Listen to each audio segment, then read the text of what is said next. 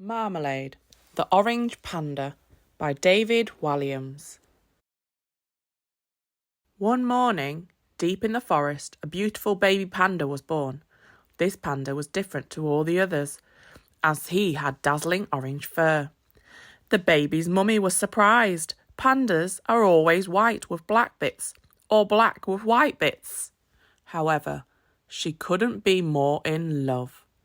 "I will call you Marmalade," she whispered, as she cradled her firstborn in her arms.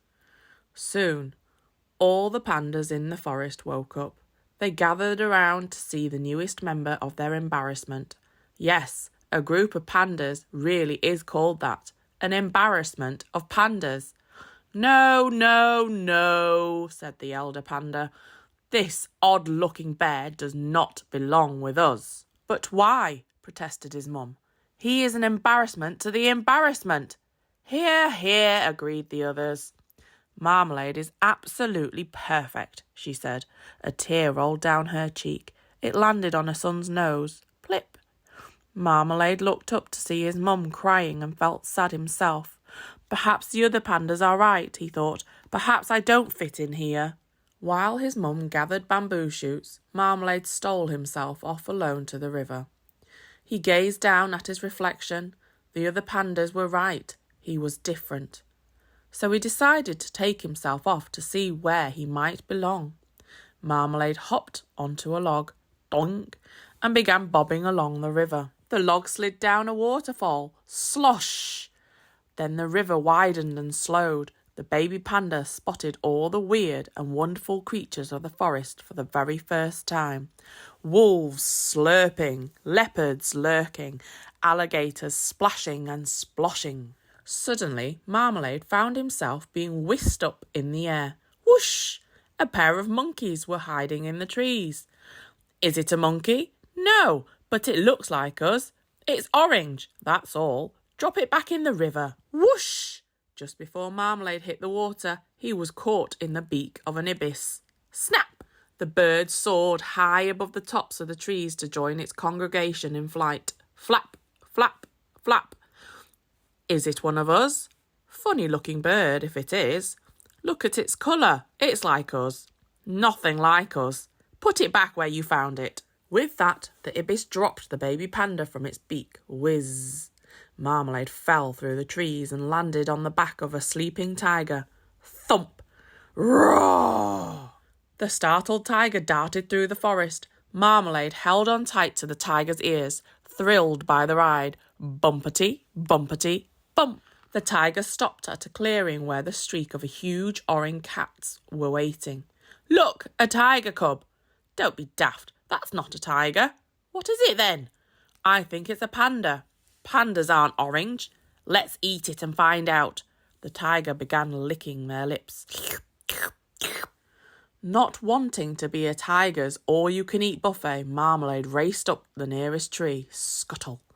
He made his escape, hopping from branch to branch as the hungry tigers roared from the ground. Rah, rah, rah. When he was sure he had lost them, Marmalade slid down, banging his bottom on every branch. Boing, boing, boing. Next he raced his way home along the riverbank. Marmalade leapt over the jaws of a peckish pangolin. Snap! And slid down a sinister snake. Sss! Before bouncing off the belly of a moody moon bear. Roll! Boing! Marmalade flew through the air. Whiz! Landing in a huge muddy puddle. Splut! Marmalade looked down at his fur. Now he had dark patches like all the other pandas. Delighted that he would now fit in, Marmalade bounded all the way home. It was night by the time Marmalade reached the embarrassment. All the pandas were sleeping, except one, his mum. The poor panda looked worried, sick. When Marmalade approached, she didn't recognise him at first. But then, "Marmalade, can that be you?" she asked as she rushed towards her baby and scooped him up in her arms. "Oh, Marmalade, I looked everywhere in the forest for you. I thought you had run away forever. But tell me, what has happened to your wonderful orange fur?" She patted him with her paws and clouds of dusty mud exploded into the air. Whoof! "Oh, my darling Marmalade," said Mum, "you never need to change. You are perfect, just as you are." To help the baby panda understand, she picked some brightly coloured forest flowers and rubbed her paws along them. "Look, I could be blue or pink or purple, and I would still be your mum." Little Marmalade bounced up and down in excitement. Boing, boing, boing. He put his hand on a bright yellow flower and rubbed the dust of colour onto his mother's fur. They giggled together. Ha ha ha! They both looked over to the sleeping pandas. Shh, shh, shh. "Are you thinking what I'm thinking?" she whispered. Marmalade eagerly nodded his head. Wibble wobble. "Shh. Let's be quiet, though. We don't want to wake them all up." Well, not yet. Marmalade and his mum gathered as many different brightly coloured plants and flowers from the forest as they could. Soon they had great handfuls of powdery paint. As all the other pandas slept, the pair went to work. One sleeping panda they painted purple, another they painted pink, but they saved the best until last. One they painted blue, another they painted green. Mum painted herself red. While the elder panda snored away, the pair giggled as they painted him every colour of the rainbow. Shh, shh, tee-hee-hee. So, when dawn rose over the forest, all the pandas awoke to find themselves painted the craziest colours. "What is the meaning of this?" thundered the elder panda. But he looked so funny that all the other pandas laughed. Ha ha ha! Looking down at his multicoloured tummy, the elder panda couldn't help but burst out laughing too. "Ha ha! You are right. It doesn't matter, we are all different. We all belong together."